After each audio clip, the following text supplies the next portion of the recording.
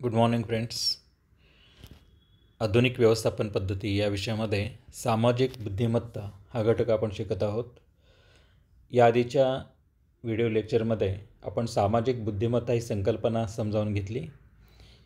या लेक्चरमध्ये सामाजिक बुद्धिमत्तेचे महत्त्व, सामाजिक बुद्धिमत्तेचे फायदे आणि तोटे हे आपण समजावून घेणार आहोत. सामाजिक बुद्धिमत्ता ही अत्यंत महत्त्वाचा घटक आहे. कोणत्याही समाजामध्ये चांगली समाजरचना निर्माण करायची असेल तर व्यक्तीकडे सामाजिक बुद्धिमत्ता असली पाहिजे. व्यक्तिगतरित्या त्याचप्रमाणे समाज म्हणून सामाजिक बुद्धिमत्ता हा घटक सगळ्यात महत्त्वाचा ठरतो. एखाद्या व्यक्तीला समाजामध्ये स्थान मिळवायचं असेल, काहीतरी समाजासाठी वेगळं करायचं असेल, समाजाला पुढं न्यायचं असेल तर त्याच्याकडं सामाजिक जाणीव किंवा सामाजिक बुद्धिमत्ता ही असली पाहिजे. आता यामुळं काय काय होतं, महत्त्व काय आहे त्याचं, तर अशा सामाजिक बुद्धिमत्तेमुळं निकोप समाज जीवन इथे निर्माण होतं. म्हणजे समाज जीवनामध्ये जे वेगवेगळे घटक असतात, जे अडथळे निर्माण झाले असतात ते बदलण्याचा प्रयत्न इथं होत असतो. एखादी व्यक्ती समाजाचं नेतृत्व करते आणि त्यातून निकोप असं समाज जीवन इथं निर्माण होतं. आता आपण एक उदाहरण बघितलं तर गांधीजींचं उदाहरण जर घेतलं तर त्या ठिकाणी त्या व्यक्तीनं संपूर्ण देशाचं नेतृत्व केलं. साध्या साध्या गोष्टी समाजाला सांगितल्या. समाजाच्या मनामध्ये काय आहे, समाजाला काय रुचेल त्याचं महत्त्व त्यांनी लक्षात घेतलं आणि त्या दृष्टीनं त्यांनी वाटचाल केली आणि संपूर्ण समाज त्यांच्या पाठीशी एकवटला. तर समाज जीवन जर चांगलं तयार करायचं असेल तर त्या ठिकाणी सामाजिक बुद्धिमत्ता ही महत्त्वाची असते. दुसरा जो घटक आहे तो म्हणजे शांततामय सामाजिक वातावरण. जर सामाजिक बुद्धिमत्ता असेल, सामाजिक बुद्धिमत्ता समाजामध्ये रुजली तर चांगलं सामाजिक वातावरण निर्माण होतं, शांतता राहते, प्रगती होते, विकास होतो. तर या गोष्टी होण्याकरिता समाज जीवनामध्ये सामाजिक बुद्धिमत्ता हा घटक महत्त्वाचा असतो. सामाजिक बुद्धिमत्ता जर नसेल किंवा विकृत स्वरूपाची सामाजिक बुद्धिमत्ता असेल तर त्या ठिकाणी दंगेधोपे किंवा विकृत मनोवृत्ती इथं समाजामध्ये निर्माण होत असतात. हा सामाजिक बुद्धिमत्तेचा फायदा एखाद्या व्यक्तीला जसा होतो तसाच त्या ठिकाणी संपूर्ण समाजाला देखील होत असतो. त्याच्यामुळे बऱ्याच वेळा कौटुंबिक वातावरण सुधारतं. आता एखाद्या कुटुंबामध्ये एखादी व्यक्ती जर स्थिर स्वरूपामध्ये विचार करत असतील, सामाजिकदृष्ट्या विचार करत असेल, आणखी लोकांशी संपर्क साधत असेल तर त्यामुळं चांगलं पर्यावरण निर्माण होतं, घरामध्ये निर्माण होतं, त्याचप्रमाणे संपूर्ण समाजामध्ये असं पर्यावरण राहतं, कौटुंबिक वातावरण जे आहे ते इथं राहतं. आता सामाजिक बुद्धिमत्तेमध्ये आपण जे घटक विचारात घेतलेले आहेत त्यामध्ये लोकांचं ऐकून घेणं, लोकांना समजावून सांगणं, लोकांना प्रवृत्त करणं, या 3 गोष्टी सामाजिकदृष्ट्या बुद्धिमत्तेच्या दृष्टीनं इथं महत्त्वाच्या असतात. आणखी एक घटक महत्त्वाचा आहे तो म्हणजे कार्यालयीन व व्यावसायिक प्रगती इथं करू शकते ती व्यक्ती. सामाजिक बुद्धिमत्ता चांगली असलेली व्यक्ती स्वतःची प्रगती करते, व्यवसायाची प्रगती करते, त्याचप्रमाणेच ज्या क्षेत्रामध्ये ती काम करते त्या संघटनेची प्रगती देखील त्याच पद्धतीनं होत असते. आता सामाजिक बुद्धिमत्ता हा जो घटक आपण घेतला त्यामध्ये दुसऱ्यांना समजून घेणं, दुसऱ्यांना प्रवृत्त करणं, दुसऱ्यांचं ऐकून घेणं, त्यांना महत्त्व देणं, या गोष्टी इथं समाजामध्ये इथं सामाजिक बुद्धिमत्तेमध्ये आवश्यक असतात. तर एखाद्या व्यक्तीला नेतृत्व करायचं असेल, कार्यामध्ये व्यवस्थापक म्हणून काम करायचं असेल तर त्याच्यामध्ये सामाजिक बुद्धिमत्ता असेल, लोकांकडून काम करून घेण्याची प्रवृत्ती असेल, टॅक्ट असेल तर त्या ठिकाणी ती व्यक्ती चांगल्या पद्धतीनं काम करून घेऊ शकते. त्या कामामुळं त्याची स्वतःची प्रगती होते, त्याच पद्धतीनं संपूर्ण समाजाची देखील, त्या व्यवसायाची देखील प्रगती होत असते. आता आणखीन एक घटक आहे ताणतणाव व्यवस्थापन. तुमच्याकडे जर सामाजिक बुद्धिमत्ता चांगली असेल तर तुम्ही ताणावर चांगल्या पद्धतीनं व्यवस्थापन करू शकता, चांगल्या पद्धतीनं ते परिणाम साध्य करू शकता. ताण कमी होतात, तणाव कमी होतात आणि तुम्ही चांगलं जीवन इथं जगू शकता. करिअरच्या अनेक संधी या ठिकाणी प्राप्त होऊ शकतात. जरी व्यक्तिगत बुद्धिमत्ता असली तरी देखील तिचा फारसा उपयोग स्वतःच्या करिअरसाठी होऊ शकत नाही. ती व्यक्ती जरी बुद्धिमान असली तरी त्या बुद्धीचा प्रभाव टाकणं, दुसऱ्यांवर प्रभाव निर्माण करणं हे देखील इथं महत्त्वाचं असतं. म्हणजे बुद्धिमान व्यक्ती फार मोठं करिअर करते असं नाही आहे. याउलट कमी बुद्धिमान असली आणि सामाजिक बुद्धिमत्ता जास्त असली तर ती व्यक्ती त्या ठिकाणी चांगले करिअर इथं निर्माण करू शकते. आणखीन एक घटक आहे तो म्हणजे समाजाला दिशा देता येते, संपूर्ण समाजाचं नेतृत्व करता येतं. सामाजिक बुद्धिमत्ता ही महत्त्वाची असते. लोकांना काय वाटतं, लोकांना कोणत्या गोष्टींची जाणीव असते, लोकांना काय आवश्यक आहे हे समजून घेऊन त्या पद्धतीनं तुमचं वर्तन असेल तर त्या ठिकाणी तुम्ही समाजाचं नेतृत्व करू शकता. आज आपण अनेक पॉलिटिकल लीडर बघतोय, त्यांना समाजभान जे म्हणतोय ते समाजभान बरोबर असतं. समाजाला नेमकं काय पाहिजे, कुठल्या दिशेनं चालला आहे समाज, त्याचं नेतृत्व कसं करायचं, लोकांच्या भावना काय आहेत, हे सगळ्या गोष्टी त्या ठिकाणी त्या राजकीय व्यक्तींकडे असतात. जसं हे राजकीय व्यक्तींच्या बाबतीमध्ये आहे त्याच पद्धतीनं मोठ्या कंपन्यांच्या बाबतीमध्ये या ठिकाणी ही गोष्ट आढळून येते.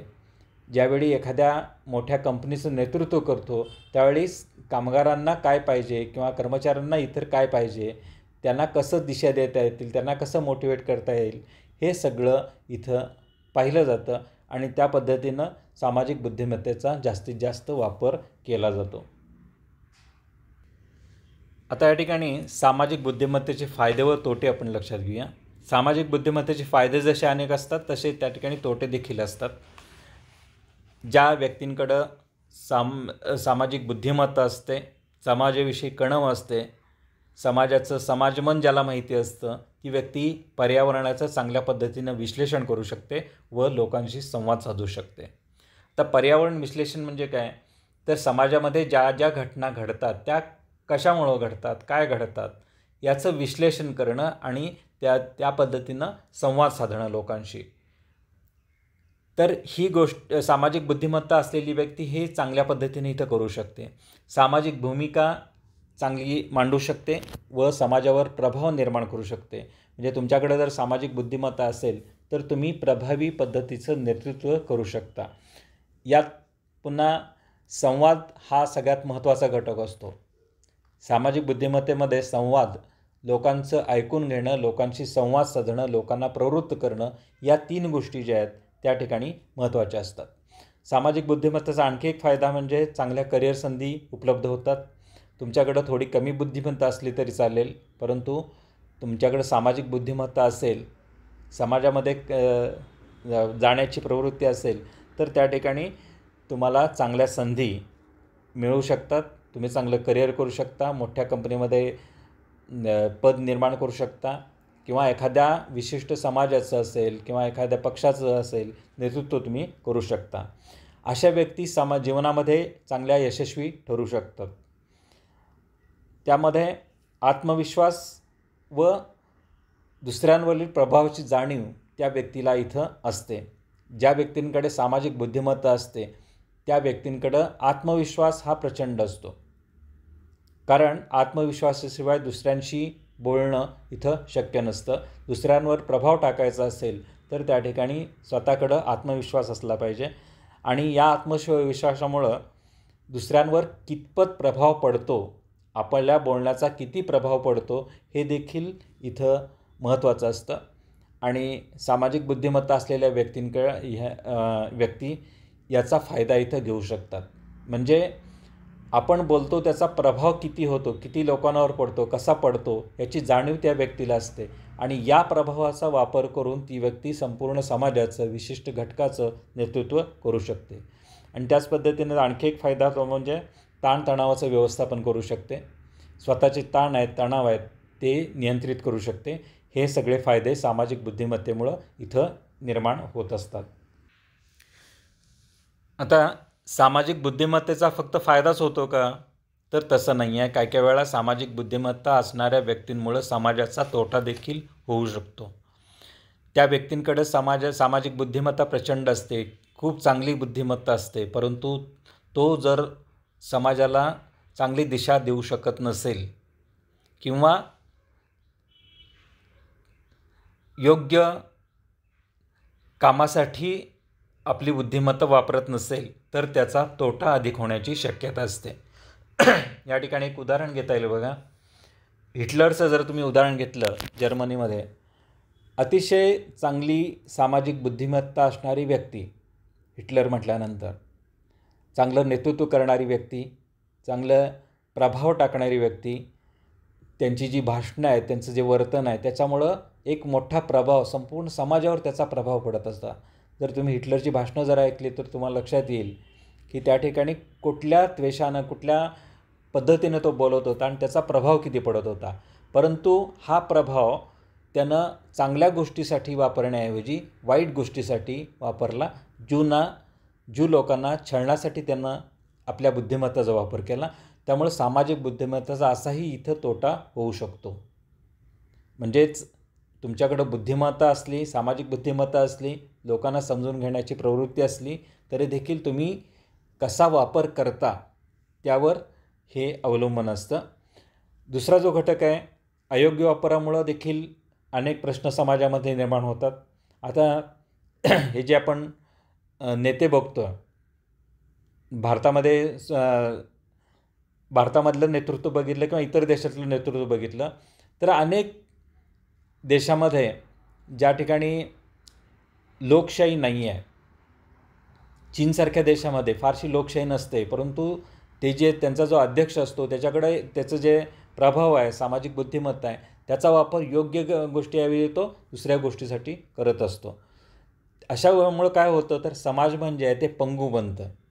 म्हणजे लोक एखाद्याच्या प्रभावामुळं योग्य पद्धतीनं वागण्याऐवजी दुसऱ्या पद्धतीनं, उलट पद्धतीनं वागतात. जे आहे ते सांगेल ते ऐकतात आणि त्यामुळं एखाद्या घटकाचा नुकसान इथं होऊ शकतं. बऱ्याच वेळा सामाजिक बुद्धिमत्ता ही वैयक्तिक फायद्यासाठी वापरली जाते. त्या व्यक्तीकडे कौशल्य असतं, परंतु त्या कौशल्यातून समाजाचं भलं होण्याऐवजी त्या व्यक्तीचं भलं होतं, ती नेता बनते आणि त्याचा फायदा समाजाला फारसा होत नाही. सामाजिक बुद्धिमत्ता असण्याचा आणखी एक तोटा म्हणजे अहंकाराची भावना निर्माण होते.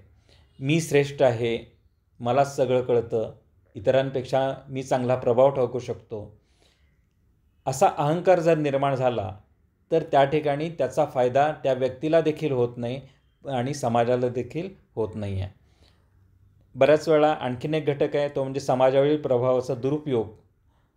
योग्य उपयोग करण्याऐवजी लोक सामाजिक बुद्धिमत्तेचा वापर करून इतरांना छळण्याचा, इतरांना त्रास देण्याचा प्रयत्न करतात. कारण त्यांचा प्रभाव विशिष्ट समाज घटकावर मोठा असतो. त्या प्रभावाचा चांगल्या गोष्टींसाठी उपयोग न करता वाईट गोष्टींसाठी उपयोग केला जातो, दुरुपयोग केला जातो. त्यामुळं सामाजिक बुद्धिमत्ता केवळ असून चालत नाही, तर सामाजिक बुद्धिमत्तेचा फायदा इथं लोकांना व्हावा लागतो आणि योग्य वापर इथं करावा लागतो. आता सामाजिक बुद्धिमत्तेचे जे सिद्धांत आहेत ते आपण पुढच्या लेक्चरमध्ये इथं बघूया.